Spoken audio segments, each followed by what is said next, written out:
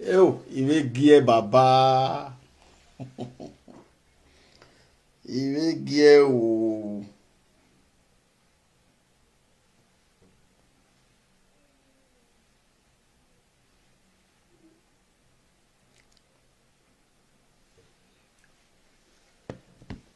Bububu, akpa bobo no jewe.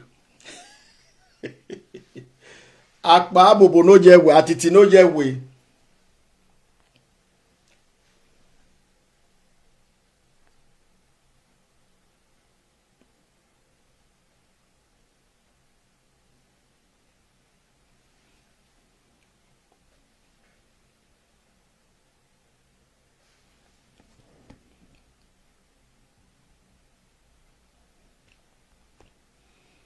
Bububu.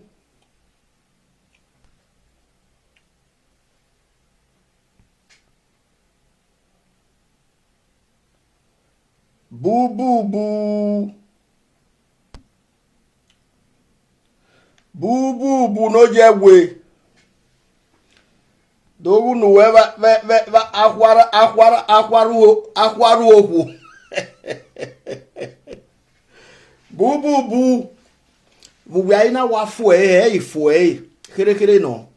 Ya fe ko mesho we igbue uke lalakpa. Ihe are lelu erule we tama we na we ya ni rewo no na we ti aja we ameme street. Adiri hin awo e. Ne de ya gbesi na me ma sho we polo wanu bi one room nu jewo toto 20 kere na hin ogun ma dia. Ogo vi joue no dojo wo kan fi han no pia ni wa bo egbe Germany. Nana mie wo pia be ori wo wo kon tun no sare me. O pia be ori review sare me be no sare me na ragbon. Water mame. E na gele dun ere osun. Ne de ya gbese o ma polo wa nu vie o toto vi juwe ne kere no ido wa audio nu e nu ekenu na me one room ne de ya gbese o ma polo wa ni abi. That is the power of Ooo Ajebor agameya ofe. Ikama ina uti aja o erule. Ya aja o hin o meme be street.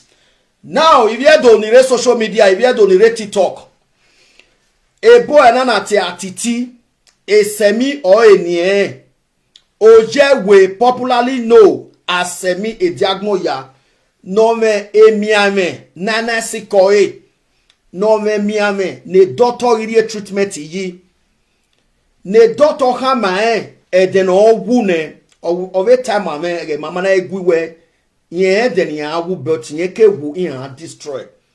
O si anana miewe e boy na ya obere. O ma koma no mo mama gbon. Ogo meje wo do tie me again. Ena we ahun ni o sare me ya yu dan me ho wo be ya watch out o be no ya sunu we. Cause no sunu we kporio yen zone wa bo ira ahun ya pe ba hu e. Ya pe ba hu e zone wa ga ahun. E tute gwegun sare me. O 20 no ne kere na no we die na e tute gwegun sare me. Uwa gwegun asokun pa no inye ho ogbomi ameze. Ona kakabodo dame we de no see any atemi we ju wo koke right na me we era ikoke because a Christi or taiwe era or koke atiti or se na atiti na zuwa no na memwa sari me we je ba titi ore ma to saloboa o je ba titi e kenari respect no ma se e unari me so kon pa no e mesi na atiti or si where you we a messina atiti or see where you way. At you begin a ogo me beje what they do similar 3-4 days ago. Erioka be where years ago what beg where EJ France the prince imasweni where yen ovije me what beg EJ France ija twe the prince wa Eric Bovove la egbe atiti iseti ga o se where you are a wicked and a diabolical, dirty immigrant. Ubege, ologbo ga hormone, eri mu ihe wene, mek bologbo fiotok bologbe, no ukaya tinya ewugbo. Oseno ye do wena ariave egi ariana. Edukabe webegeni. Now urive bege wije iye ebreme. Ive ya twa kevo wa upoponi na yevila wegbe. Ekeni tuta yuna do tie me 3 days ago. Ima tie ni weye me dan I cannot eme. So kwokpa no ina do gu ehe. Ve guima no negbe ni geme no wa daze ihe ni allow ni are fi bad. Agare mewe o meme ben weje e me do agu bagma me. Ido imi ani are fi bad. Moto bo meta where I want to go dirty with you. Because agado ha we ruda week bolo se wegbe. Ime capacity se wegbo memo hin. Uri o magbon eken weri o isiko wese. You will take the advantage. E fidina udo wa mevo ijere years ago ure eve e uyare ibabo osogo popo e uyare uwe Christian no ya se osewa of yokpa whereas wo mo ho ni airport the Madrid no ya gbasha wo be Highland or is Highland una so ano iwo we di pe awe be Madrid ya pe ya me han le nu werule ya feko a depression or we gbe na ya feko kokireyo ne dotona kama webenu yari umehe na e dotona we kama e wiki nu ume buse magi e wiki de ro magi buse ome e wiki ro unwe coke e wiki ro o ma menu won e kenu werie o siko wese. Now if you ni social media if you ni TikTok wadore no sie na Atiti no jegwe e vosia no gu gbove manikpia ni mo wo wa be petinwe wado dame he no sie na Atiti na gbove manikpia ni mo wo wa be petinwe. I want everybody to come and listen. Obota that's all my say West Wisdom my brother.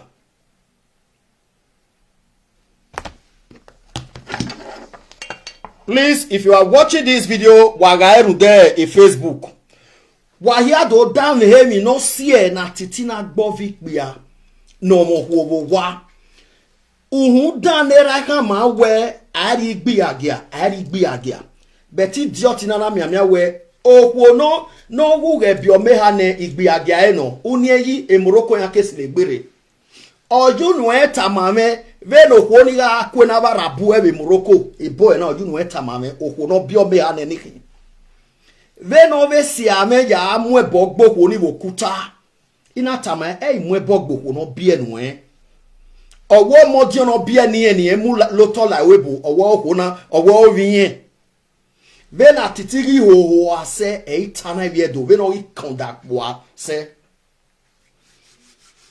Atiti si a owie no dion o mwe bogbi ye wokuta ina tama mwe bogbe iye omo na owie eru owa Owe obi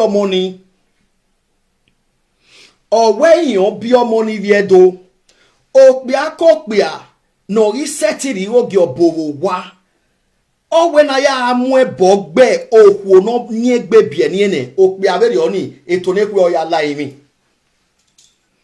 Atiti vele doto kama wene na we gebe no akpese eba gbon ulule owo kaya yi si otin iwa boya keware egege ulule okan ya lalapa unwi ko ya fefe no ri biene be webo unwi ko ya fefe nori rudemi no lorin ya we no wegbe owu se no sokwo ya gbigbi agia ora so pe ate ba wolo wozowe kwe unwi ko ni ya fefe emiame nu muna emiame na kan are gbo Atiti emiame na be no gbo obo kan na be no gbo we kan na be no gbo nu kan na amiuzola o apolo va gidigbe amiuzola uye nwe va simo emiame na e kan ya gbo eye to nekwe unwi ko ya fefe wi se wa ya gbise yo runda wa ni kwo wa hebe no mo omo ton ebere wa ni kwo wa hebe no mo ton ebere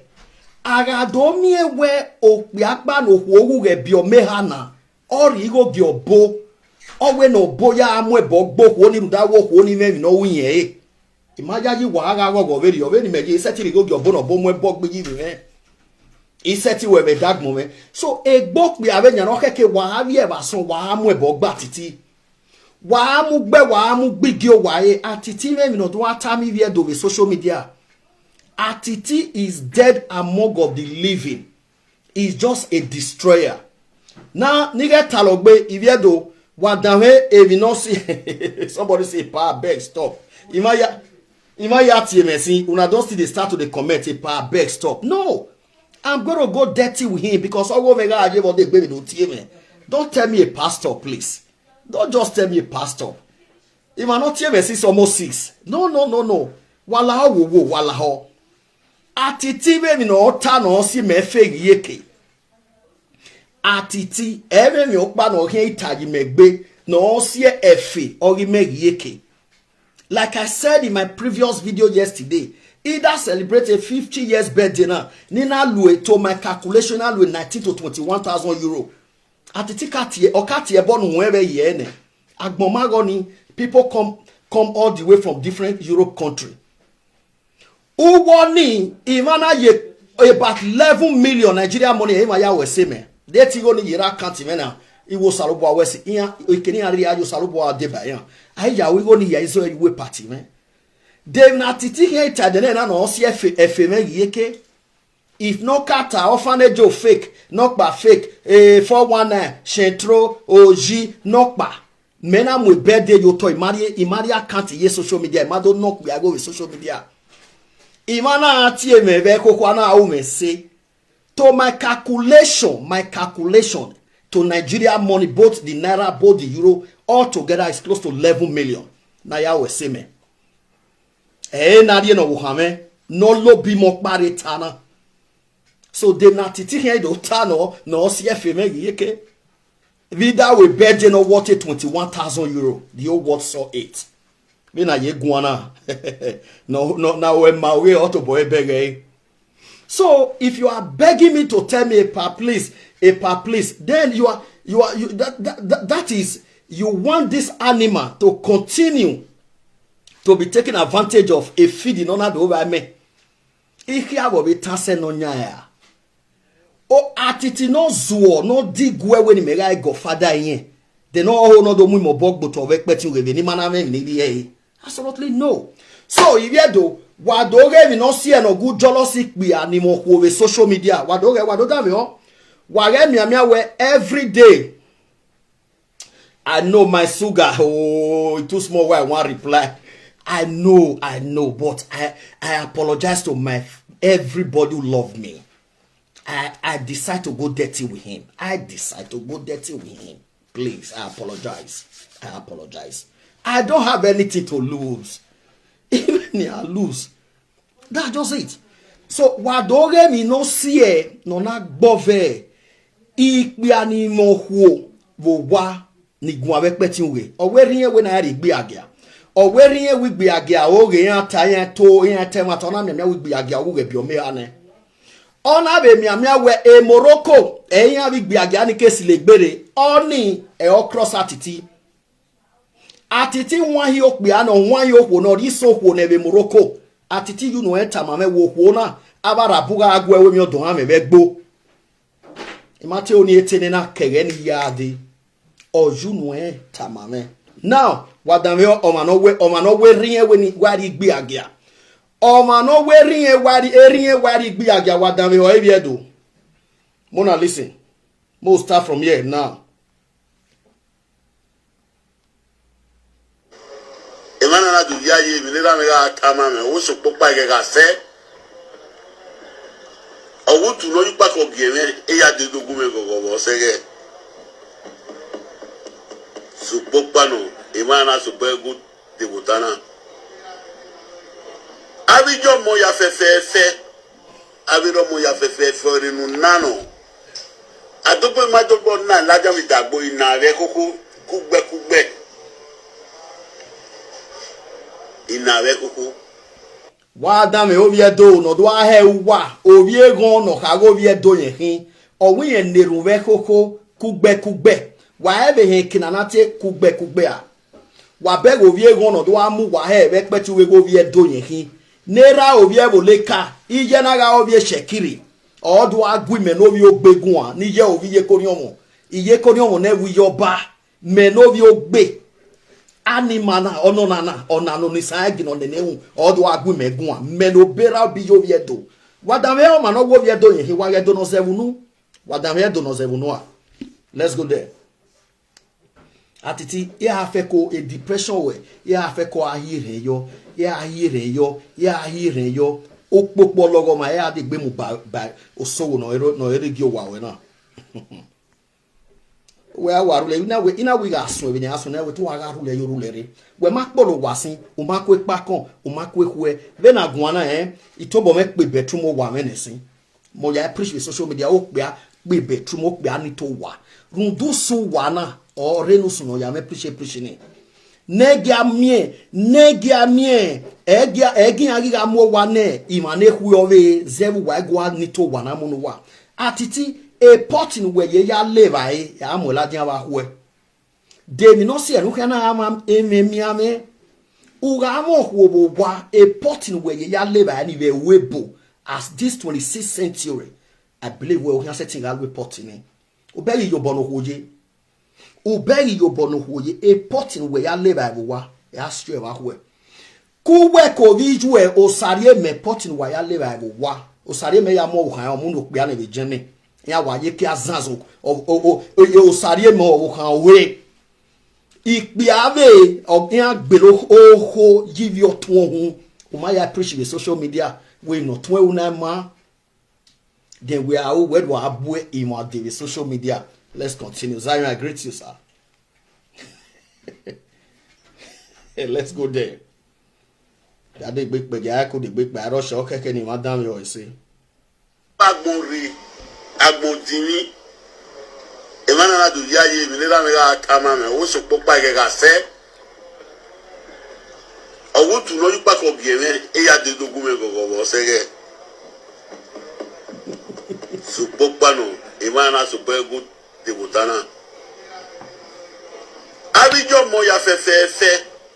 Abido mo ya fefe rinu nano. Aruni nano. Atopo ma to gbo na laja mi dagbo ina re koko. Aruni nano arun. Ina re koko. No pe ama no ko ama no mo ri ma ya no ma fefe. Abijo ma. Abo kuno bi oka abijo mo ya fefe. Uwa ato mi na gbon ama we gbe huwa ma gbe. Zemi ma evan manikbia no bun even ma wai ojuwa ya me ke dan le pe ma e ma zo senia for more than osenize for years e no soon why but for now ye mo se ma we azo senia but in a vision where Ginogo meriri aji topu medi. But so pokpa beni teme iriwe emi oni uwa gbon. Beni tai na widi ma mi bine imege no pokpa. Na widi ma mo wa mene imege no pokpa riye mi mudi aye. Iye we tai baba na ni okun no pio me anewu. Ivie na nwane. Ti ari to bi aye school. Ona aro igari. Ibi edo wadame wa. No bi mo pa ni.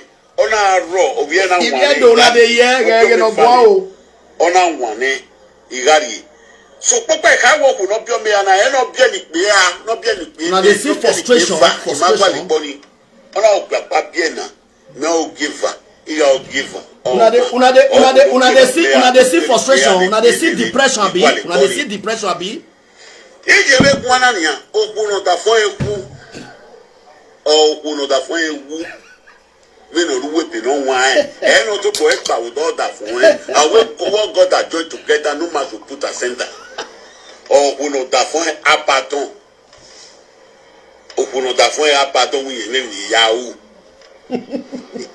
uwe ani e na gwa lo pa.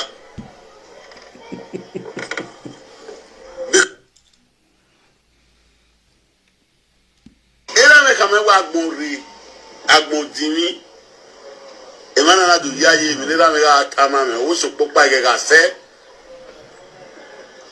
owo tu no yu pa ko bieme e ya de dogume gogo sege su bokpano e mana su pego de botana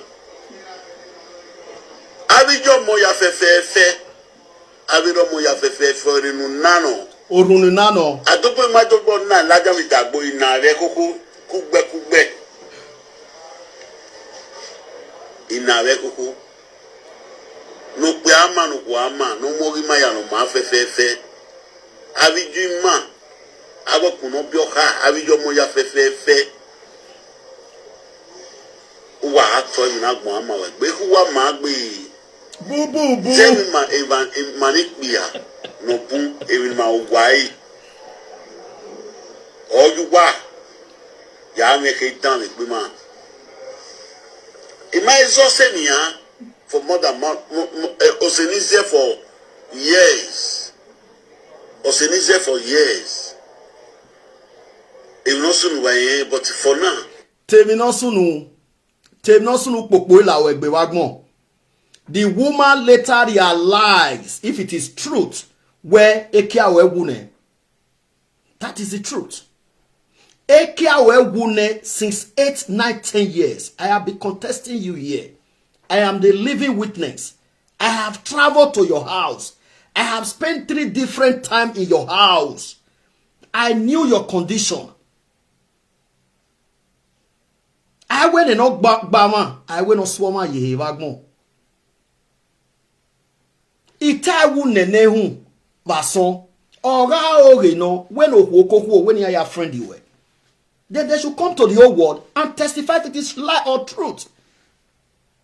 Voice yelena mi okwo wugwebe na guana. Ume girlfriend ibe we, ume be kita, ume wo managbo. So what are you telling the world? If it is truth where agmo weri agina wene, ukpo wen ukbo we yigbe. Were do gi ma we ozi wehin, then when I mo hu we awe bu no wa. Don't forget you once told me where never gi ya hon wi rilelu ehin. Whoever he to I respect where we Spain. Also, now where I will go dirty with you. Eme a bokman wa tie no we no si efe ori me na ga me ya we efe ye ke ro variana ro we e me hian gbedi na imi ve ni gbo e hian we me agbedi na imi ve ni gbo e hian aga mie webe na guana we mo wo wa adonio number 1 obalo no redagmo we wa beri pe do ni mo ko ni gun abe peti okon we nu kegedege sanfo. Then number 2 emi amenu mu no ru egbe emi amore hu no ro. That is another different thing because mama na sikewe o ma kian ewu nene hu o mama na vi owawe o ma kian ewu nene hu at all. But emi ameno ro utobo we do type social media wu temata veni mejaga me ya we fe e mata ya na bele e ata e soro I don't know whether ya gi wo ho yeah emi ya na omie e wo keke nu ata uri wu temata venu zu ase venu hia pa abobose venu ho we bekuse una tobo we ade ekpeti we una do ha mi wie do we omanu we azo se ona suwe aye ona ya zo ma be o se oni omwemi amegwe. What are we not saying here? We ga me kia na ya hu okwo ga suwe ya lelo ma be ama wo ga do mwemi amediwe. Bububu answer the question. Uwa kwaru nu be na ga avavue oro wo ken osarieme no re jemi no osarieme do ya fi ho no wa. Why did they worry? Me did they why ko gbe? Unu wege nu wege ojeva avava kwaruwe. Ore okwono sarieme no viju e no do kin to no dion no ya fi ho na iwa e jemi wa. These are all the problems you have today. Now let us continue.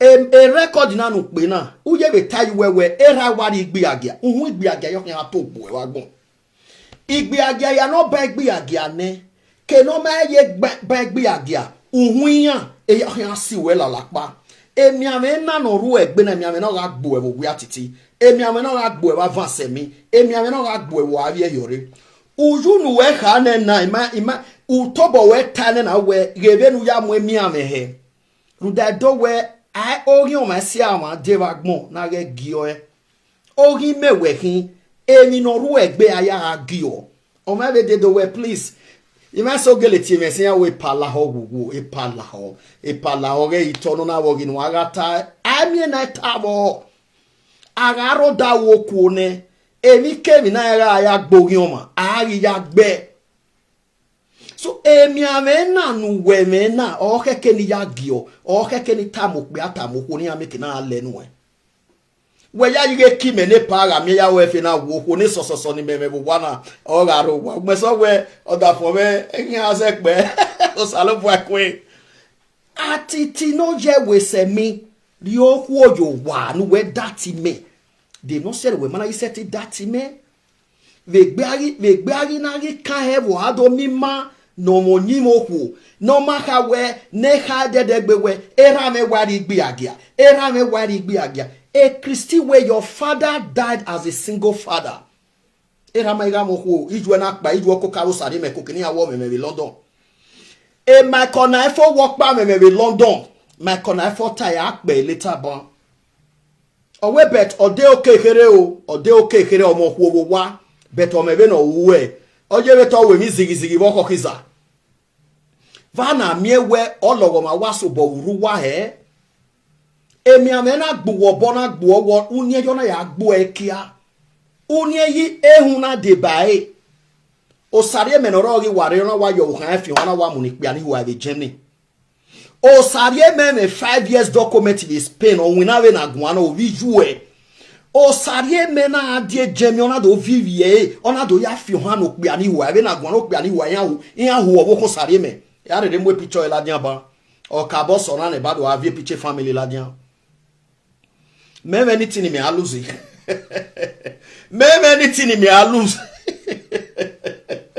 either with 50 years birthday now even anything a lose ege asene ban di saga o macho ne ban ado avie picture wo ko sare me la dian picture vie picture sare me to boy abo me no ro ni re London 20 ya avie yare okeke na gbon gba me to be more a police station my police iga mwe picture wo ko sare me la die ya ha me police ni a trust sen ni a trust aves two guy a picture e ya bego ko ni I mono vi okia e okpia no sign ye be ni onya money o sare me cannot be living in Spain not do vivie not do ya area salon na no kpia be do we rania we don't take it and what do abo ma de TikTok de mi nu ri bo ma akpa bobo Atiti no kondapo a no man ni wa ya so ai va gbon de mi nu do abo ma du de nu me nu abo ma era wari igbe agia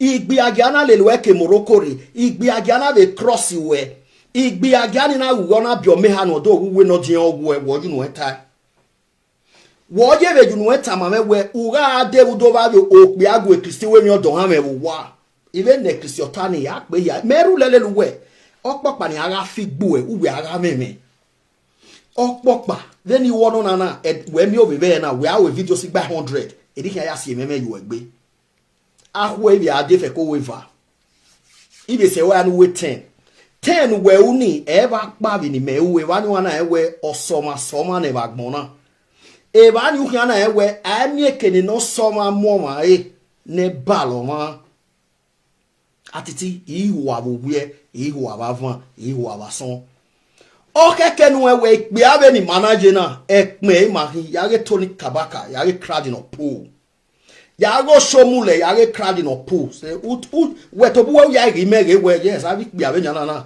o me blessing ni amuri agbon o me blessing dear oh, my blessing ni amuri agbon. Somebody say God have mercy on us. wa share video man.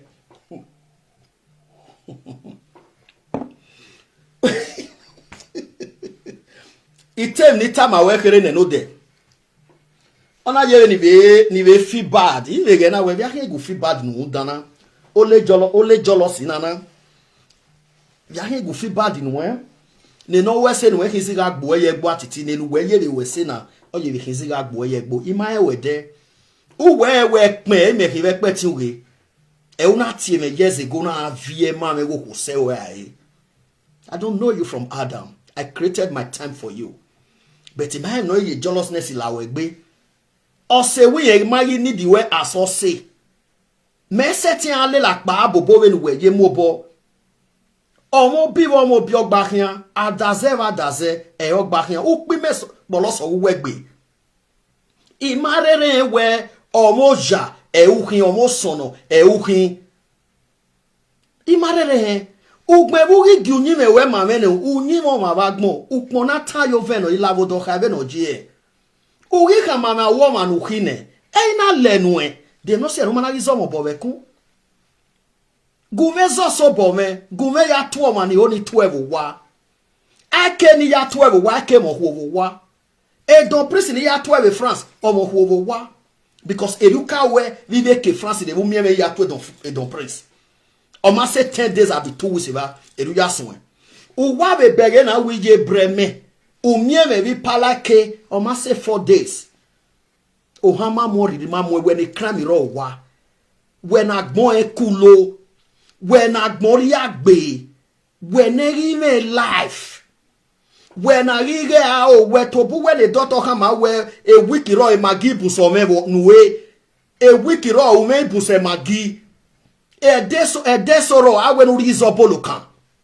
Uwegi Kevin wegi ege ganyo ni won igbe anything e won anything e won.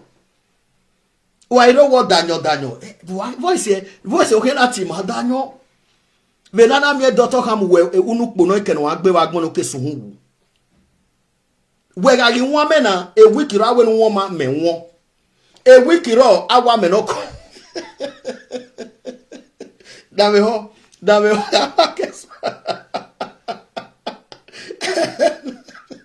so where ma wo we win na he man win awe webo. Ojegwe, semi e diagmo ya no jegwe. Where ma wo we win na he man win awe webo. We are you wo wara na me ne dey agbe so popo wala we gbe.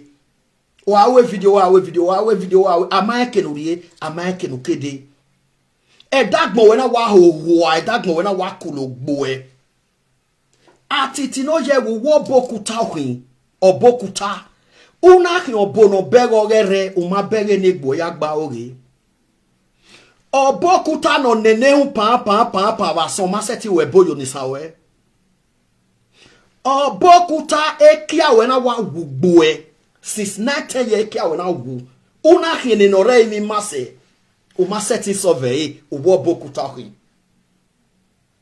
o bokuta hin e franki gbinado lokedo mi e wo hu na ya biene o ma bege una ruwa o una di wire una atemere bi social media una wo aboe de TikTok uga ga aboe de TikTok o abigo we nyana e wa ise wo a we nyana e hu afo e Imarok behind the secret. More behind the secret and not saying why is a go social media or big governor. Atiti, if you're wawene almost different 3 times. Iga di espe tu imia me uimia imanado mi o awu a no pe bi ade. Iga so wawe ehun gume vie ipalo e uvie. Ehun egume vie.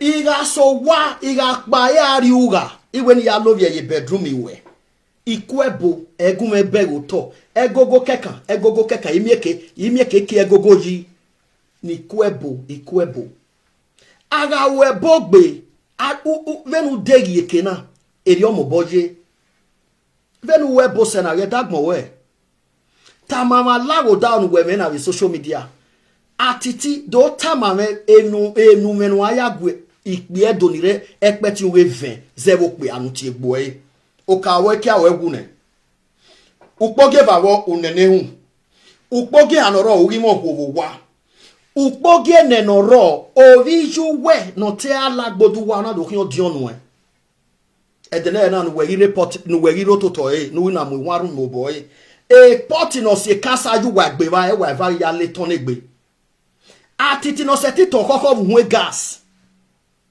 tamame a reason ekenwana ze wuwebu ikpiara beni me yina daso mesisi na yije ni elo dene we do no baji then we beg onu we mdoni oh I must talk to this man oh imam gwegun agun me ni meme bena na ye go shomule egun ayego shomulegun ayegwe arioba no rekete na gun ayegwe Buhari ne president no pa na vedere ogun inu ni me na gugun so kun pa no we maese no onyi mehie we wo gbe Frank Igbina dolo wa we wo gbe Frank Igbina dolo wa de mi no si eni meketa we ki we wu ne ba gbon wo se we mana se ti gbe mewa du we mari ruwa o ve lo kuta ruwa o. There is a question. Okuta nespe mu yu woha. Because ilelwe yokuta negba. No re iyana mo yu weze ore roshan wani. U ya to figbon. U ya to figbon yi every time after a lot of frustration, a lot of depression. Okuta mega ro rekokpa over atwa kuta rekokpa. We ya fi adagbon we alago da o mi no wo kuta owe na. Okuta rekokpa buwa ki ya zowe he e kokpa waje and okuta ni o kan agbo ekeke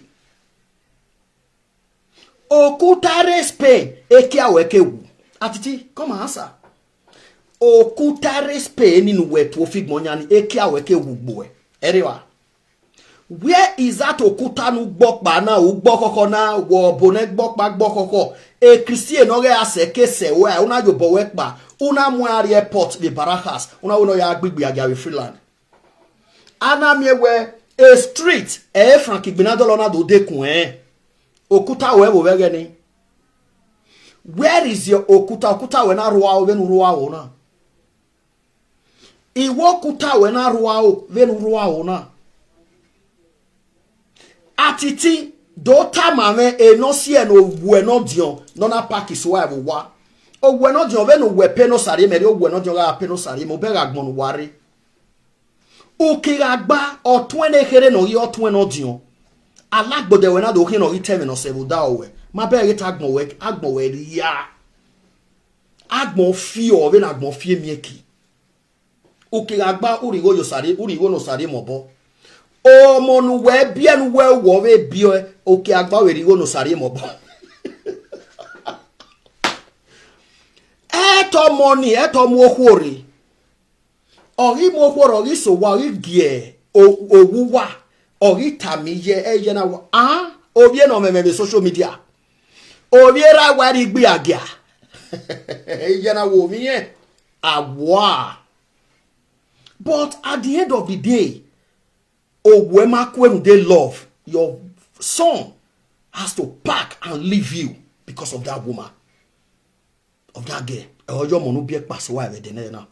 After the Kasaga woke the son and one of the best to a no see any boy not by your waweri, by your wasari mary anything else wawe. If you do, it ain't born enough, Mikey proceed.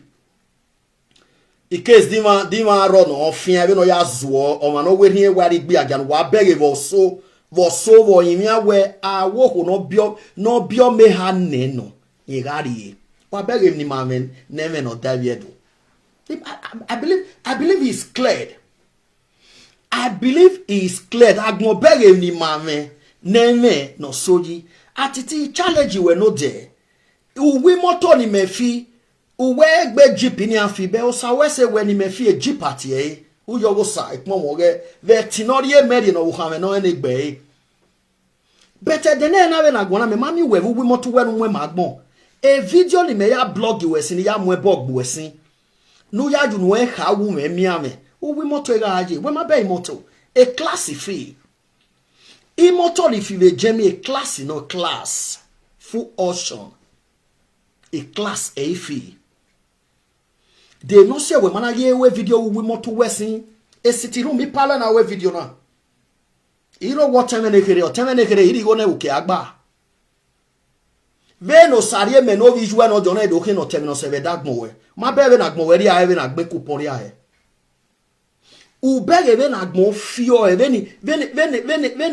veni huedo ya no tie igbe agia. Era wari igbe agia. U be veni aje ehesi. U be veni aya fie dagmo we he no ri ya he. We ya abu ima David TikTok. Imanu bo David TikTok. Iyama we dega mu a problem uje uvie inu gbanu nehu or say more than 15 times. Pam me awo me so e o me ho. Iyama we umo kwo wa imanu bo David TikTok. Iya we go managmo we gun o we ta neru na ge deva kama. Aga deva kama no ho yisi mi viedu.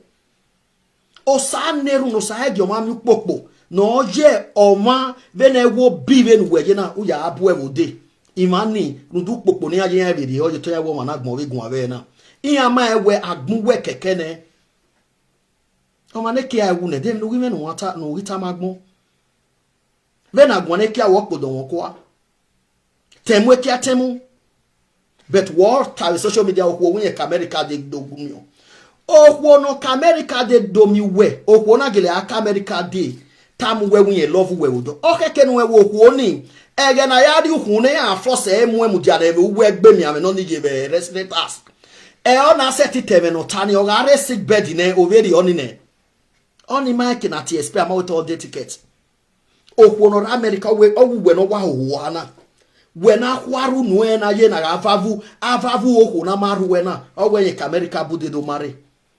But thank God, even ya we fear with a depression over your time, the same depression over your time where oh no more me ha mie, oh no more mokba waga mie, where my work work America bu where they never fear kunle sari me. O sari me no fear kunle lo woko sari me no remana. No dojo vie, ona jovie fi ohano o ikbiave. O woko sari me no rema, me de do mwe picture la dia. Ni vi agbon bege wo mono viokian ovi okbiawe owerania de no sare me na 5 years in Spain. That is the highest crime. We ma ya bu de TikTok where even not 20 jona una ibi do wa do gun ego 10 no jogun akosi iyan te alagbodo wa be yan gi o 20 jo o ma ya bu de do den we ibu e bo TikTok o vi joue no respect no me 5-year resident ona se spare ona vivie e bo ko na do jin afi hwan okbiawe we Germany because of asylum. Then agwana okbia no rio boy if you visual okbia no ri hu obo visual. Dem en we ime no tamevo. Da we bude no ri boevo eh. It's a question. Come and tell me. Mega make background me video tie we prove. Tie we prove because a prove me ya talk when I go sare me rema. Wa we na so am picture la dey re Germany wa. Ni agba we TikTok. Imono viohia na hama mohame anywhere imoni e okbia no win onya eri more respect we ragmo if you to na ho ni o ma be ba me document then we do abuevo de TikTok u ge TikTok o agbo ohun u ge to hin alo de TikTok la be ge ase because o temata o ama no temata we no tani we awa temata o heke no mo sare mere nu hama weki nu dona si so mano temata hin ikwe what is here because that is the highest crime that somebody can ever commit oye bo mano ya mwemwe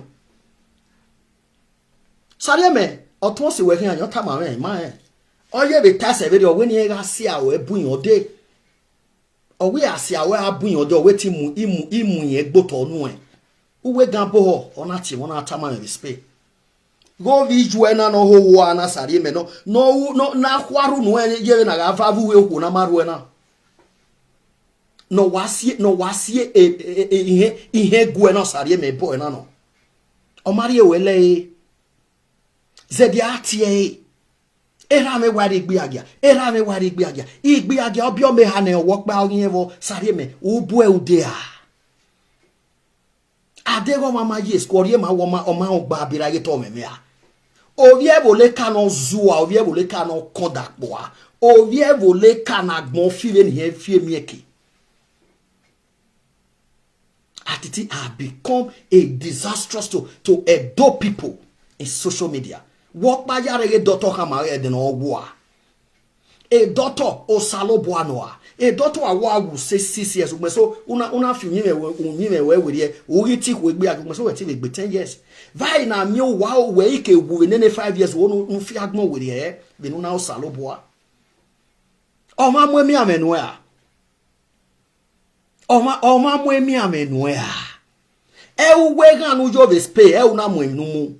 Umado kama gmo wenu ya mwe ame o abado atawo we honi melele ona ya lelo ma be mo me pe ni madam we oye bi mama ka bo hon ni se ide ni pe oye bi mama understand wenu ya mwe ame ni e okay kini ma understand wenu ya mwe ame ni e imami patata si de ina de gbe ya check ina go to de ge na ya sun de ge no na ya sun de ge na ya sun ina do beg me ina do beg o mo ni le le kia no ya mi o wa o me patata si gine to to na so afi ku me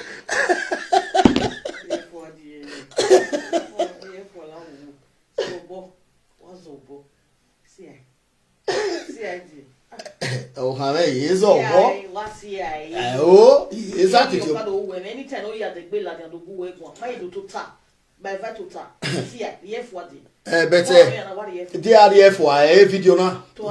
Yeah, to I go with video now. Nine, please. A video now. Go with video now to my satisfaction. A video now. Go for. Do we I am a video. A video now. A video now. Fishing you straight off. Wado dam heaven or ya mwemiame he. Wado dam heaven or ya mwemiame he. Where man I want we to tell you what you mean. Ho we must any one ya ge. Ofi working agumegwa radio. Rudeni na me ni sin your bobe kun abi. Akware owe do we radio ni. Dey ni me ni alus. Dey mi no sorry me ni alus. That is my question. That is the reason I wanted to go dirty with you.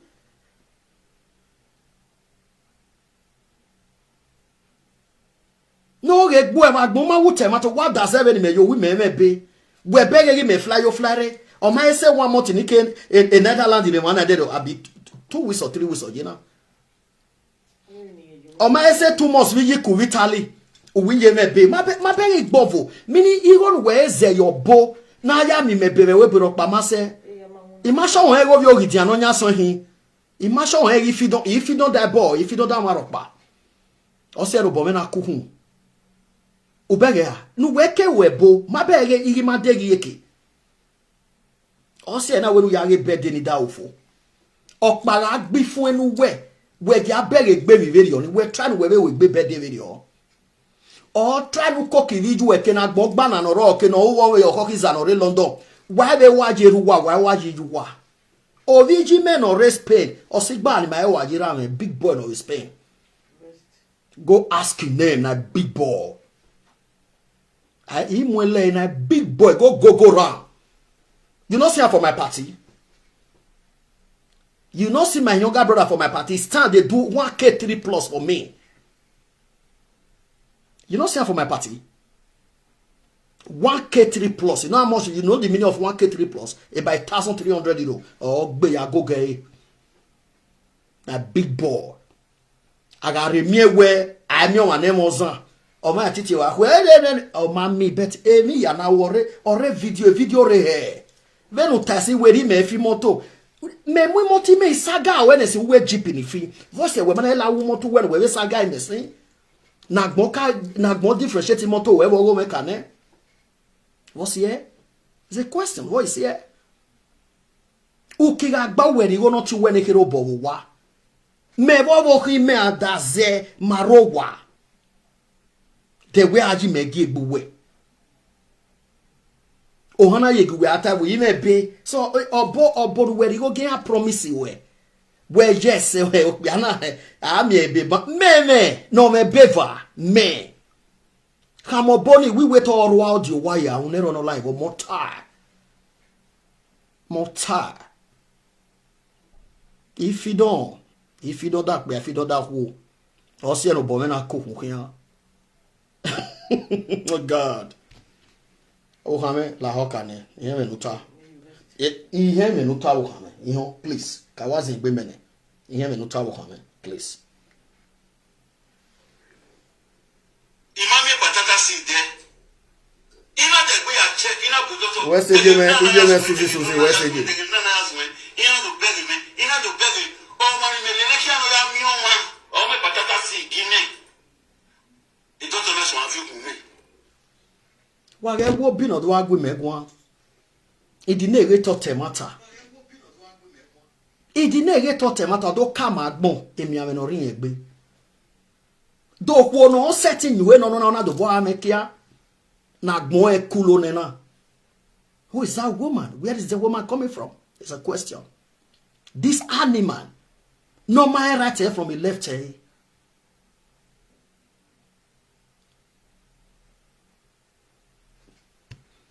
Look at the other one. Did they get to Temata? I don't hear my wife. I don't hear. I have promised you I have heard, but this video I must finish it. Please, I go make an you video now.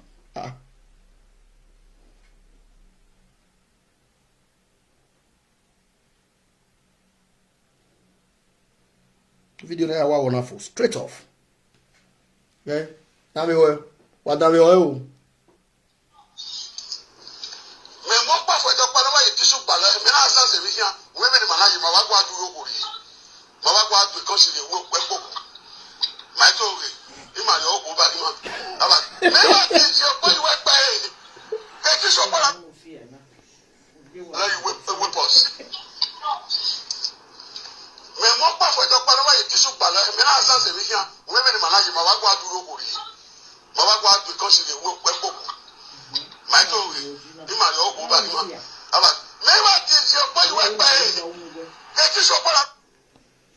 If you do one,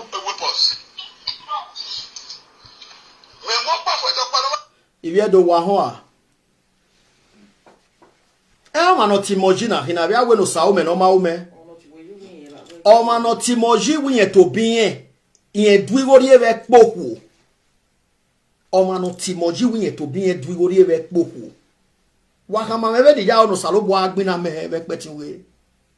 Mo ma guana mo guani ma be fojo no na ima to ge yo eh o we be di manager o je be test e be di manager my toge my gwa toge aswa abi uhwedo ya fefefe no tira me we ari gbi agia e ya swa e na gbona do we be na ne agbon we bi na e we ta agbon e kulo gbe Ura dobo we oji. Wa adi azagba we nyana no ta. So no why we ora bo. E video va ekpe na. Okpokpa bona kan mi ma we o ma no ga leli yen na ale lo ma be. Eyin na mo emi ame. E ki we aye debu we. We na gele ale lo ma ni aso we aye ale lo ma be. Ama wo do mo emi ame go. It means we emenita emata no e ki awe gune ogune. Egbeni ori kunwe vuwe ami adazo ma be ni mejina o ami eme mi hune mosina no salobo ya umese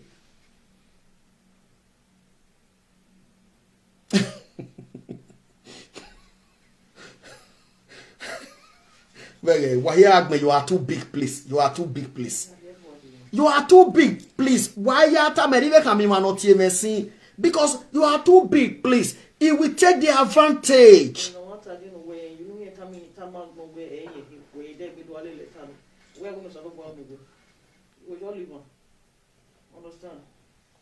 Yes, yeah, we do respect my love. Gumewe video na for never now. Okay, we may stop a video now, man. May stop on now. Yeah, you were for ne.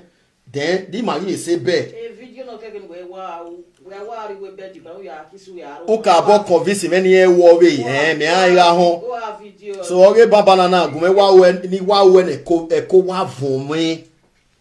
Because I told him I'm ready to go dirty with you. We mak po wasi umak pa koma wa me yo memere. Itane no de.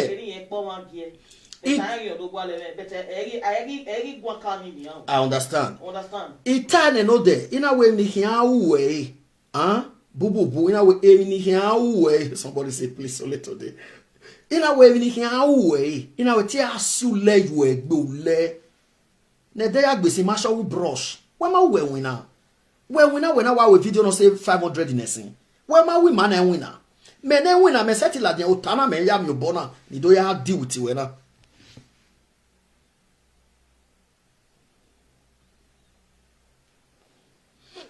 Ovije repeti we. Repeti we. All right. We are your boy no wa we video 500 in esin. Manage win and we win me my your boy away vaccine.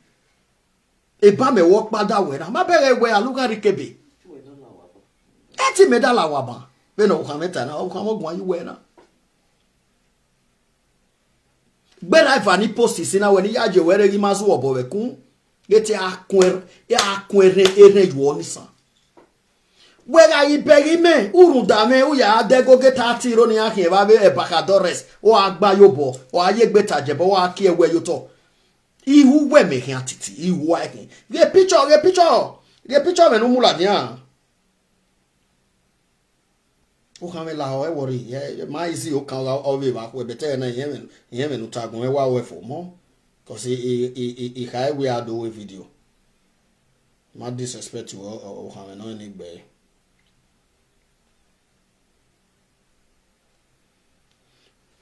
Ubero mo nera bije bien na he ogogo. Ubero mo a. Ubere. Oge fifi an no. Ubero mo. Okay, mo picture na. Mo picture. We setro. We setro. O ye no me no ya o na e o.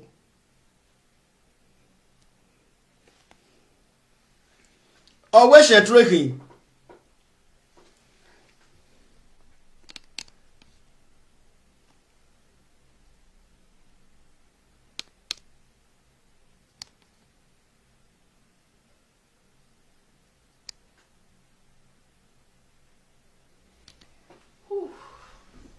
Vincent, I greet you.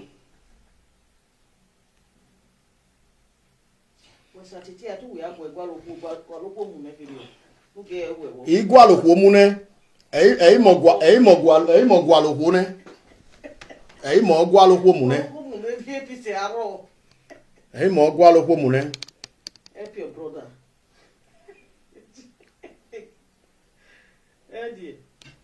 Ei mo gualo mune o.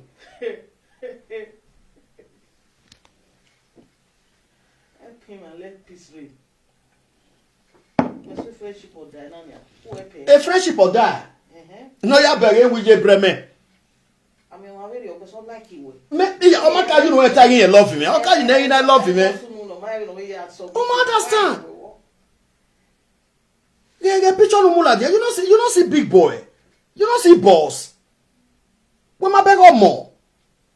We ma beg on more. Yeah, o ma ka be tie me be yupo no gbera de mo ma be tie ma na tie me ona aneru ni ma be yupo tu we gwale friendship o we dia we bezo na nu boy wa mi ari kweso mo na to sin ye do aye stag men e rubbish yo man e picture we no we wa je na wa he we ko da wa fe ko wa musa bo we ri to o teme la wo yen ri ma ta lo yan gbe ne ya we bezo na ku e se to metiri we do atalo na we affiliate we anytime we ya we video ya affiliate I we do fit and go when we do we agu we go so my brother when mwezo yo to we bezo ga na yezo yawo na mwezo ada dezo mulu hia na ma se yaku mwezo mu hia okay o wa meje season imagu egun we be wo we be hia no le je mi no do 3000. O wi en poku owe gun me. Ye poku we na bo ni we hon. We ma hon wo we e ka say spell na do moto. O we ri o me we me na do prison e matter me we don we je me. E ri o me we ma we je France ni. Why was it? O wa we je bremere na ona so en. Ale no market no ladian wo we ya igu ladian wo no. I women in I give me a quick one car women. They may you live and may you rest for the matter. Yeah, I know you really love me. Although you know time, man. Eti man. But me settle a more big mobile. Again, the case in a yasunu, again saga, I know again. Always saga. Oti me manika man. My brother, in a magu, we ye quick me topic me. Ugmeso egbe, ugmeso ukame egbe. Ena kamena wo dena. He settle a well lie. Everybody know me where? Okay. Everybody know me for social media. Say.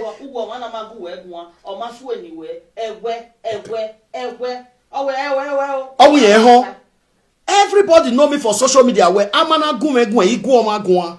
Ugbeso wo mati ebo me ya agbina. Iwe o si aye. Omana maswe ni me. Eri aso ale ni Ghana. Orige we learn here na very this how problem start. Since then, everyone I hear a video ni una. Omagume since now we really okay. Meto me make go we really woman. But no why are we je breme? Ne all of us we ne de ma. E di obe we na be e France na ona be mi parler don prince. O wa be we ma ba ke o wa be gbe palo aka wo amen na so ona e yo sin e setting am peace. Force or say or says no force. Because I did remember we make good work one. Our we a poku ogume, no 3,000 yen a poku ogie, neno koiga uri go nene yen a separating. When a bona ya separate on we must set you a boy kia we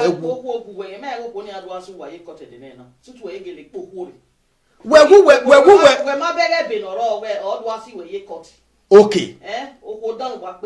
Huh? We ma beg God was see where you cut it. Ama o mother de order for me ama we to won honi. E to order for me we do yan honi, una pokuri. Huh? La die we wo. Ya hewe. Ya hewe. E ti ya hewe. Honi bi na pere. La we won go the effort.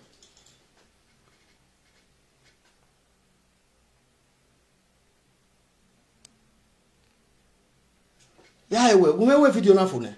Ge picture we mula jage baba, we ma bege baba. We ma bege mo.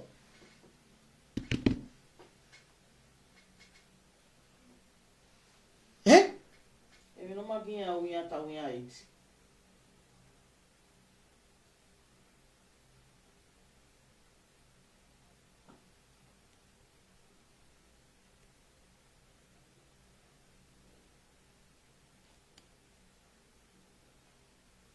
You got worry baby na beto mami okwo eseti mi okwo give filitan o we no mam say ya romance o kan do ya filitan with social media we are video for banner wa o kan we like bedi wa bi yin no ni oyo we gwal we bedi hian gwal ni hian e no wa ta wo se me la wo tu wa ye me tu mo ko gwa lo ko mu me age ko mo wa jo tu gwa tos la wo gume go gwa ni e gba le radio I not get woman to give am. My people, I not get woman to give am. Owo kan mesi lokwo. Me we here humanizer. I not get woman to give am. That one not fit be force. That one not fit be force. Okay, me care we video wa care we ya gbe le tattoo ye gbo bere gbe mi a. Won ni mu jani ke gbe mi ma we. Ewe kewa bi agbene tattoo fún egbe ya agbene fún egbe ya ru da me ya de go get ati ro be bakadores ti ruo ma wi ari ave ewe o gumezo we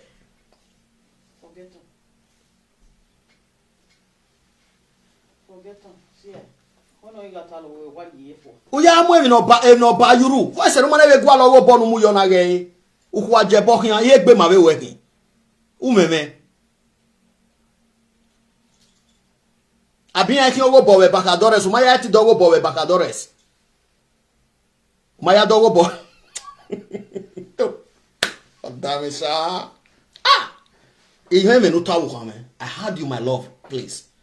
But this video, I am going to do it. I finish it. Please, my dear love, my wife. Yeah, yes, for the matter, babe.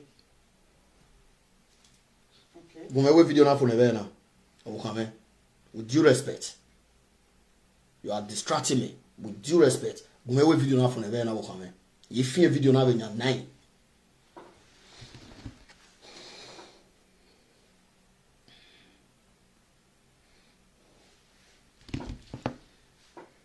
Egbe o kan yan lenu ta. O yan.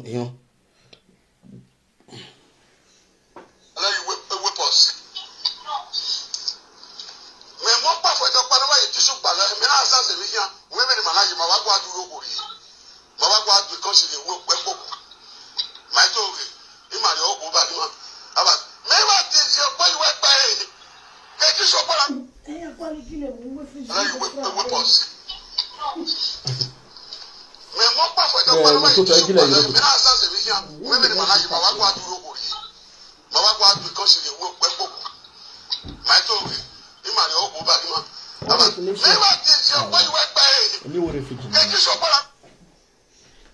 Allow you whip us. Me mo pa fo do pa na wa yi tisu gba la me na sa se mi yan. We me ni manaji ma wa gwa duro ko ri. Ma wa gwa du ko si le wo pe ko. Ma to ri. I ma le o ko ba ni ma. Aba me wa ti se o pa yi we pa e. Ke ti so pa la. Allow you whip.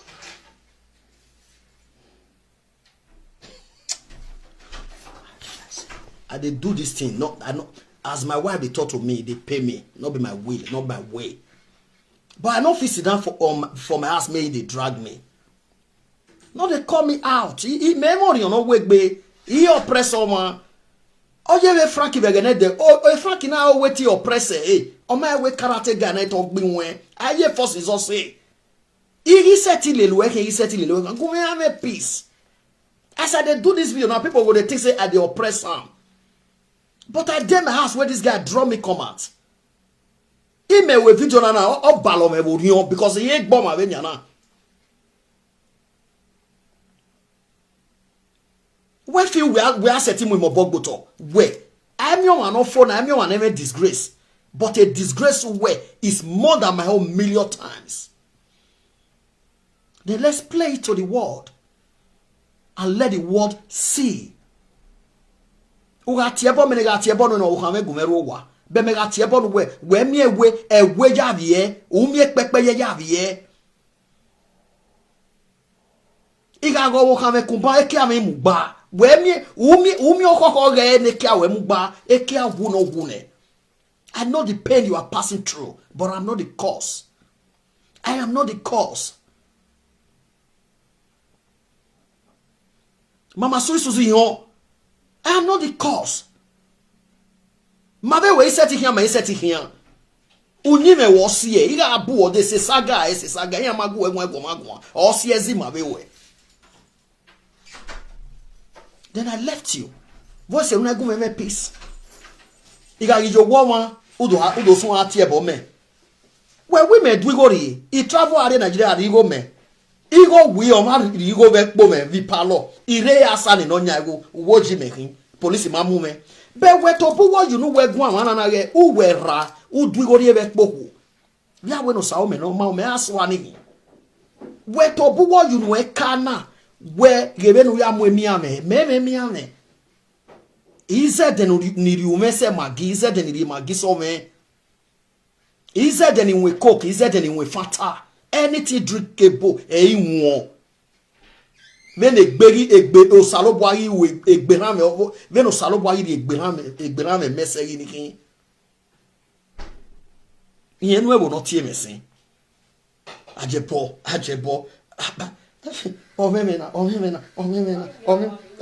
But I told them, I promise I want to go dirty with you.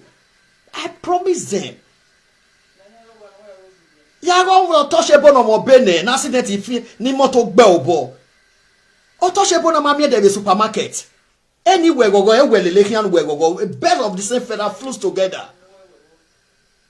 Anywhere go lily. No boy you who do as well as war in a video. If today when my emio touch a mama a supermarket there, or my emio de wamudia or my basket or with chopping. Did you know they any wunea exist? Ne who and ne 24 hours already you too. You pay go one ebono me casa. Anywhere go your everywhere go na. Or knock ban or wow the same thing. I abandon those people because don't want to hear a good one or when they matter in our way. But when we Jenna, since you won't be a woman mocking, then let me disgrace you the more. Or we can a video away for way away. I can't have this video on the halfway. I can't. It take me time to come to line. Yeah, been we work a video now with your video. It might be wearing Atiti, so yeah, I'll wear to my satisfaction. Then I will be talking about how I'm going to stop tomorrow. Yeah, with me. Yeah, the for better I want a fool. Yeah, I want a fool.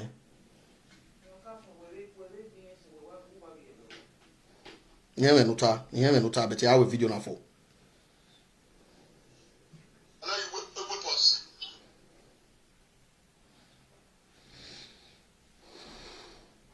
I need to proceed. I have a video now for young and Uta.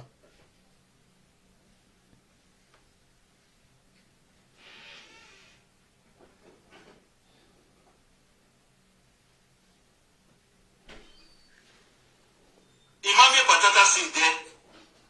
Ina de we are check. Ina kudoto. Dege nana yaswe. Dege nana yaswe. Dege nana yaswe. Ina do begi me. Ina do begi. Oh mani me lele kia no ya mioma. Oh me patata si gime. It got to mess with me. Oh, to mo me why be to me. Begume we video na fo. Go dey on here dey tweet me. Yes, that this is not my way. But this video I must need this video to my taste.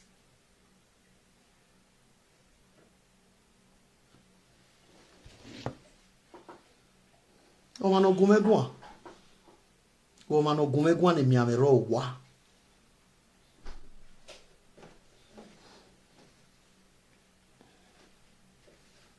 We ak be voice give me. Me ma do mo ebo gbe give me. I give me temi no ta ina zobo e o pe aje. Ori double wo komo giri owa. Imani he negbe. Iya bege me ma mo ebo gbe give me. Ebonu we mu gbogbo no bienu e ape ma bie do na. Ni hu edo meke na ami ole ni amu ebo gbo e kian. Okwo no bienu ebonu we mu gbe e Christian no ase e ape nu na. Wage the boy na wicked here. They no dey diabolic say. Wọ́n yí mi mẹ́wọ́n tó gbọ́ ẹ̀.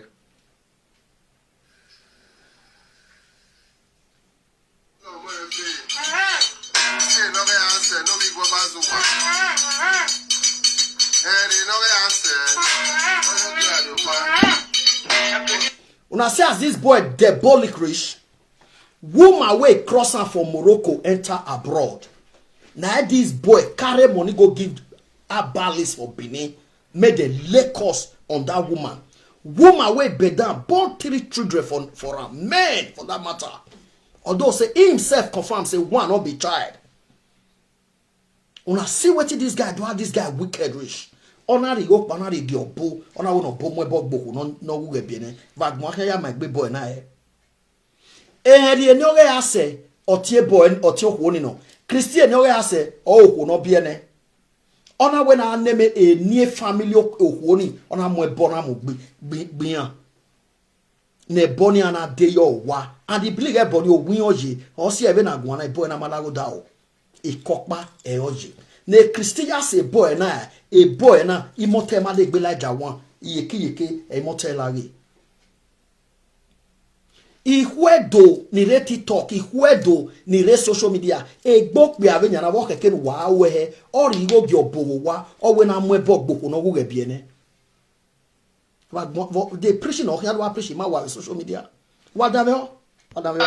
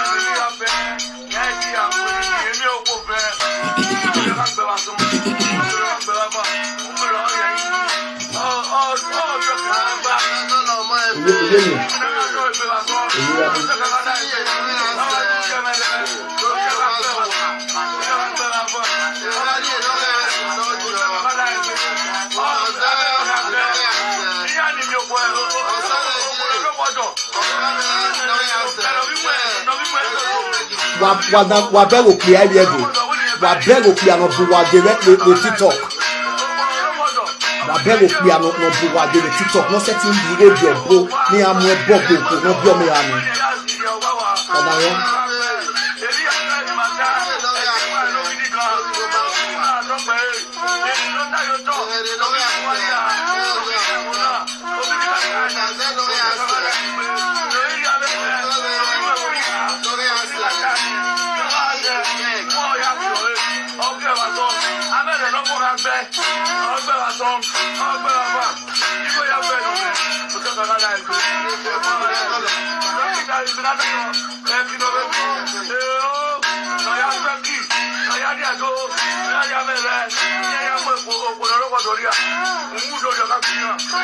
People supposed to be raw for her.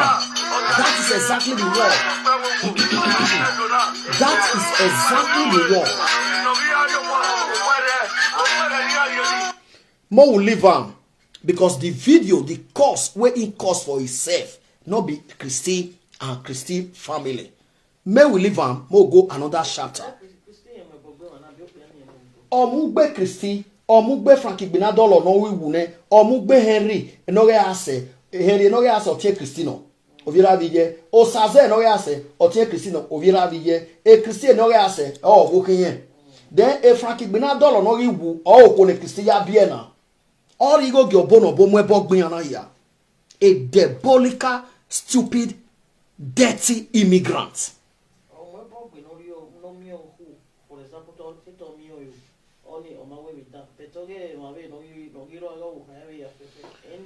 Now, let us proceed. Atiti, obey na swaya swaona do temata wet uwe dwigori we kpoku. Omagiri ma we emine Mike ona flota ve gbo evenu ya ra eve Nigeria evenu ya loto ege mata no. Uma asie wetagege bawoje we. But we top we do ta na woji we hin. Abi? Now, when or 20 or London ya meme he, Mike ona fo hin ate here now. Everybody should come and listen. Because we are tiebo ya tiebo we Mike ona fo woje we hin. We ma tiebo go 20 or 20 maybe London. Agbo magba no you know work officer. Beto seti yo hoyi wa umati e bojo ni do re my kono afota vana mie we gbegbe na e ulare egbe ne ki awe na rerewu egbe no viju alagbodu wa no yo to no jon wa sana buki ona yo owo kan ona de ri no ovie frankifo we Germany oni waje ki anya ovie frankifo na ona awera ni vi ovie viju e umagun ayo umado ya bude social media we no viju e una no keke umagwayo umata TikTok ugari bioni sago o anene ukerekere uwetu temata when agboma giere da we mata no even uta No ya like flight is now. If I'm not making mistakes, over 14-15 years. Ti bude no we agu me gua. Me nada ze. Me.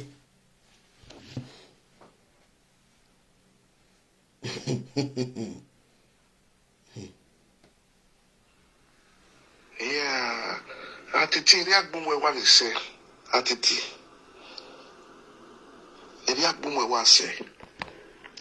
So uwe tiko we here. Eri haina wo here. Wa ha you boss you boss it. Wa boss go do wa boss go tuto. Emi ya ro we gbe we do atala den we tave egbe wa we. We no diko we here we no ko do hu de me ku bo to de e ke e na. We don't oh my God. When it came my when I was left way.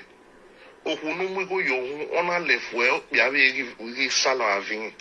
I will dig.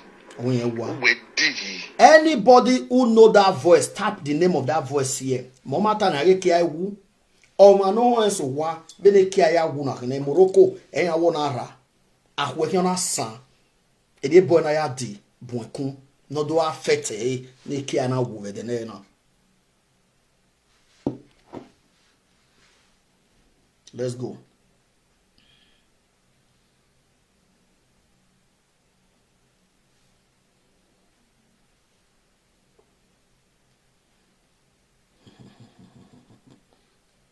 Okay, it's a mianti Orominya Street.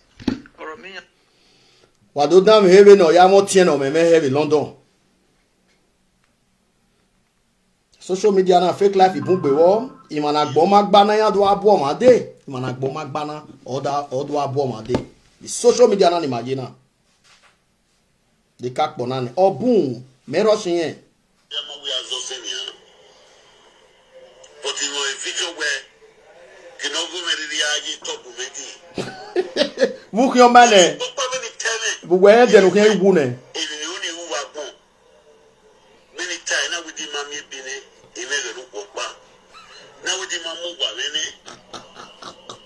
imege lu popa di no we ya ha wu we mi eberu na ya wuni wa boru na ya fise taxi bo meme o ma say 3 years ne so ma ye mi owo no we ya mi ebe o ma ye panyo what were no ya mwe flat o ma be unwe Christian o ya set ogbo o we ye tana we uwu mami ebene umokwo mamwe flato boy no mokwo at the age of 50 years old obe when he gbo ihe na gbo obo o ihe na gbo obira ihe na gbo obije ihe na ya gbe ka we bai obe na gbo we kulo gbo 50 years old man umaje direction ori e bagmo 50 years old man. You still don't know your direction.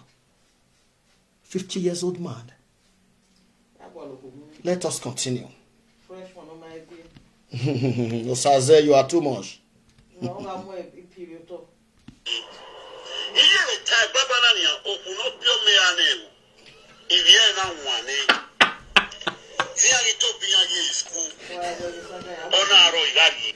Where ma we marry omo ye school na o we igwa loko no bio me ha na ibi edo wa be igbovo a ibi edo wa be igbovo a where ma we me vi mo na ogo me ye school we money bio we ya ogo me ugai better than no we igwa lo ohu no bio me ha na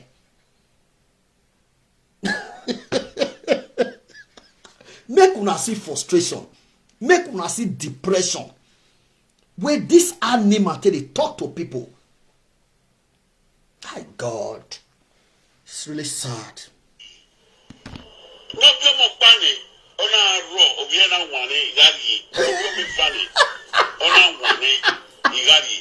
So Papa I walk no be me and I no be where my way no can be no dey before era wa di gbe agia.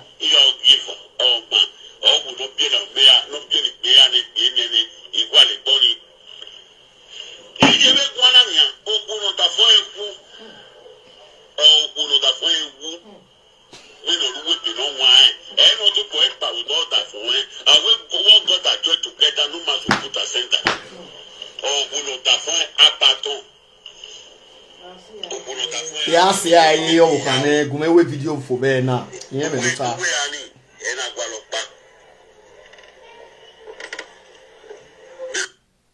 yen me nuta ya wa mo pam ya mi pam no we anu na gwa lo no imi awa serious yo agwa lo pam mo we age iku na tie bo na we social media ya agwa lo pam mo not serious no wa do amu now let's start. Hello, my sister review. Yeah, sorry there. I promised to gonna give you some information about knowing your Atiti. So its real name is not Atiti. Its real name is Semi. Okay, it's Semi Antie Orominya Street. Orominya Street Oga ye. So usuyani wa do lokoko view Orominya Street. Semi wa. Semi I wasn't Amaje Scuverio. You understand? Era is from Eboleka. Then Ije na re 94/94/ Ogbogyobo. You understand? Ogbogyobo. So Ije was a good trader, but after some time, another main problem before Kewu and the era no are Orominya. Bame semi. And when the semi violoto with problem you can wall lay or see an era na re wu. Gomi wa otonori okowogera otogira no understand otogira no mi wo se mi lele ma legbo wi en do na vi ma ye gbo vi ma lo de ko so ga le kan vi agwale kan we do you understand so yen ga where you know this all these guys no mi un le mo ti gedu wo ha before mo to gedu cake bira yen ka gbin un ni o ga o ma ye squeeze just like a stupid wayward someone in that Orominya awokoko a way yani a gangini wa operate you understand so after all this time era otoni no ari okuwera ni no ari okuwera enyagi ya seize so semi we on there of view at the end okori ni ati okoparo ni ati year day ono ga sponsor yan and semi amount there kosi elga le kan wa gwale kan we do. You understand? So Oyira ya motoniki after some time I was not okay because of my game no ike ene era na do wu. Wa making a seminar we live video ni we Spain ni esi mi obira wiye na tie Osas. The full name is Osarieme. Onyonya wa most of the time is a semi which is called Atiti semi a rename. You understand? Semi a rename. E can now live video ni o what you know room about you ni about ni esi obira wiye. Understand? Iya neno no a pastor no only womb which is the senior one. No see me here. Only we be my very at a semi gear. No see me then the semi gear in a semi which is Atiti. So you not see you sign no ma. The no sarime. Then the sign no manasi sarime na see me sign no ma sign no money rare only rare double think she is now in UK. She's those two people. They are very hearing with Jenny at all. Meanwhile, Assassin has been trying to talk to him. We not stop all those nonsense. Meanwhile, we are telling no John you see me or we go with Teboni. Wa me can we live video no wuni. Amana we one room except the not Germany because the guy with family with Germany or how we are Germany or Germany. Ona me se mi be obe sare obe to take na be palo because otu no nya wani aruwo wa ekwe all those live Ajebor knows all these things I'm talking about. Ajebor I may aware feel so you know when kakabo understand so try no fuck the guy now up ma who no stay clear from social media because no more your life one he can walk oh if no ye guy now win hon because a guy na cake record no me never watiti. And the matter gele no osare maybe atam me we pa agwose we gwan onyo tun na gele na no do yo wo kan fi won Germany if ya atam on we gwan eme a record na ivie e boy na pa egi wo abege start I ma pa e wo abege start record no better we ivie ni vie so a boy na do so ni me record na I ma pe record na ma be boy na de e no ye boy na so ni me record na boy na we me lawe o me na ne o mieme o me na magbahia o ya we Ajebor en pae and truth o ti we go sare megele a complain ma we epa abo ude emi no una ye malake his younger brother be complaining about him then owohi mena etami mena we ni mewe a record ni me ado pe wa ho e a record ni awo tun ya agbin na Spain e mi ado pe ba me no sare me ya agwo egwu wa Ajebor magu egun this one happened last year na ho a record ni ima no said egun oyewe odo ha me na yare UK ne o tun ya ha ma Atiti ati Ajebor no imi and Atiti accept to come to beg. But my wife is telling me to stop. Imete dia where do record no why where a problem ni si yo egbera saga ene opopo odekun onyaran e no why. Meme problem e gile kan aye na. Ya agbone we ni agbone ya re gile na. E remi mati e kan ya re gile. Remi mati e kan ya re gile na. Imo popo. Masho on manu yaku. Because I remember a newspaper or Galatian the street, which is normal, you know, but fine, you understand. So it's a me or ho no ro minya ni ya fefe so me it's a me re here for kick barrier okay pa here minya re no ade Ogida street who can me wo o week be no ma no wa ho ma so wa ogi o ma na ve nyana na etos when ivije here for ban or when I beta mana wo o week be sa igbe no ga aje in you na ye force my boy na re no need water we na get gwe mistake no but where you know where to work na wo ju kun wari go wa ju go re po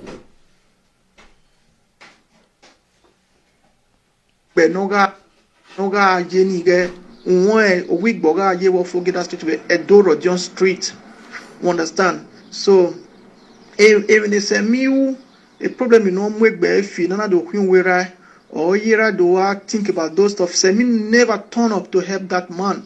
Or tonwari yoko wera eranya, but anado you to pay up those people.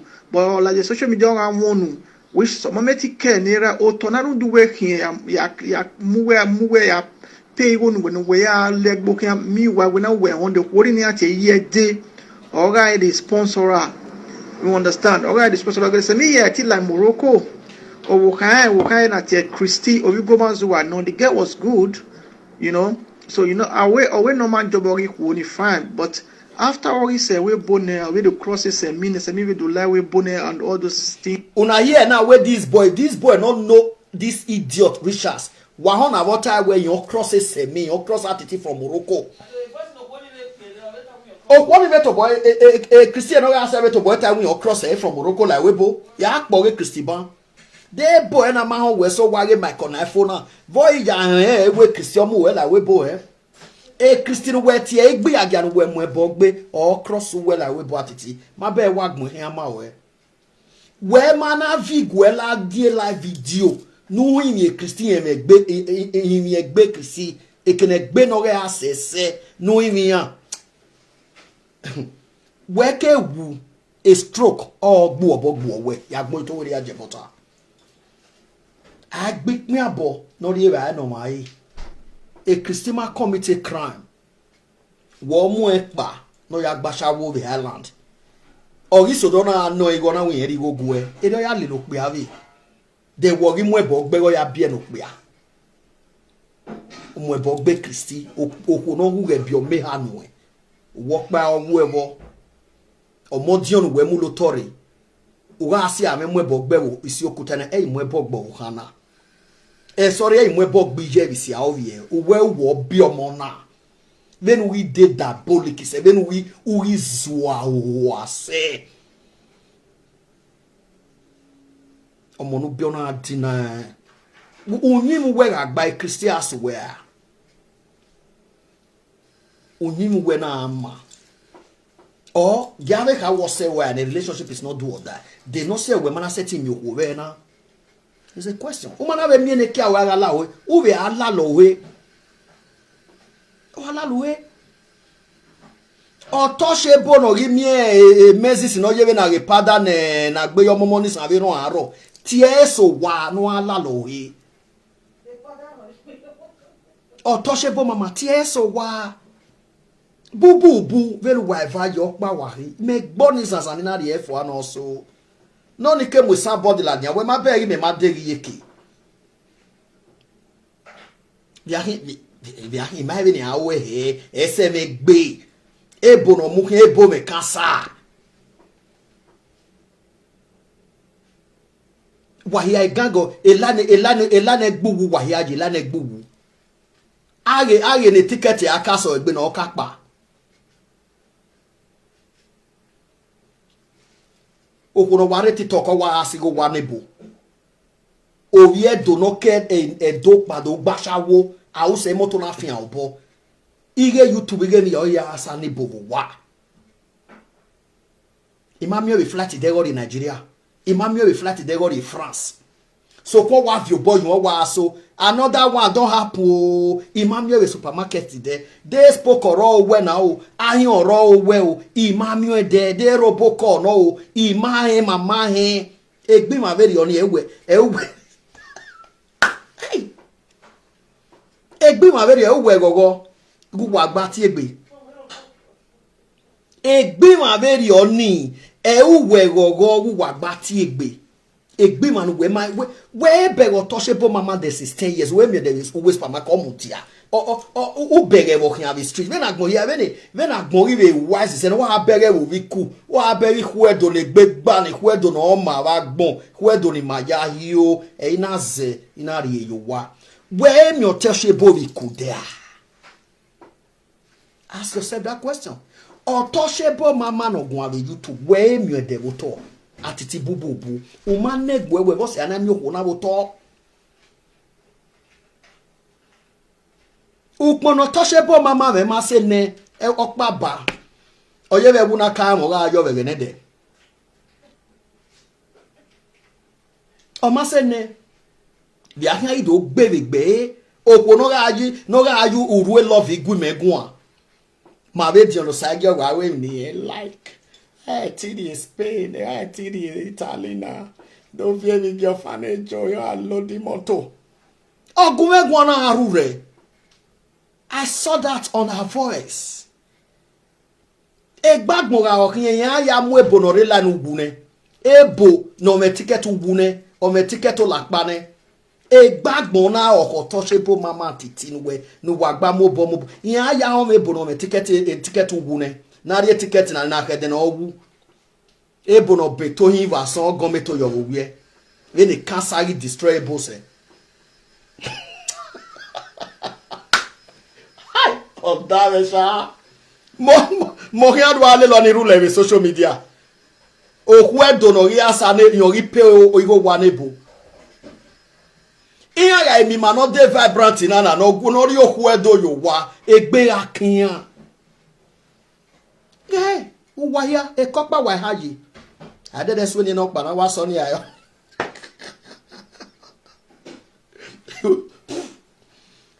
Look at the line. Look at the line.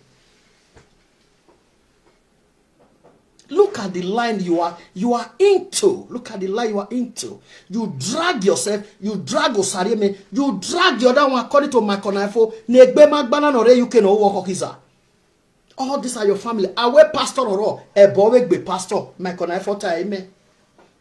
My konafo e ota. My konafo we bogbe pastor.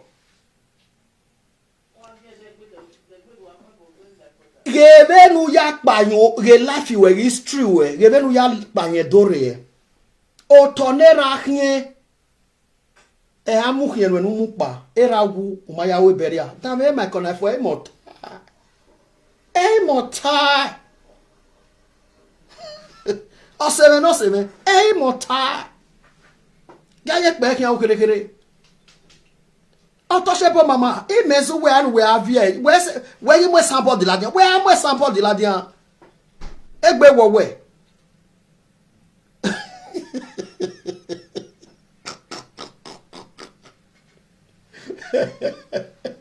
Oh.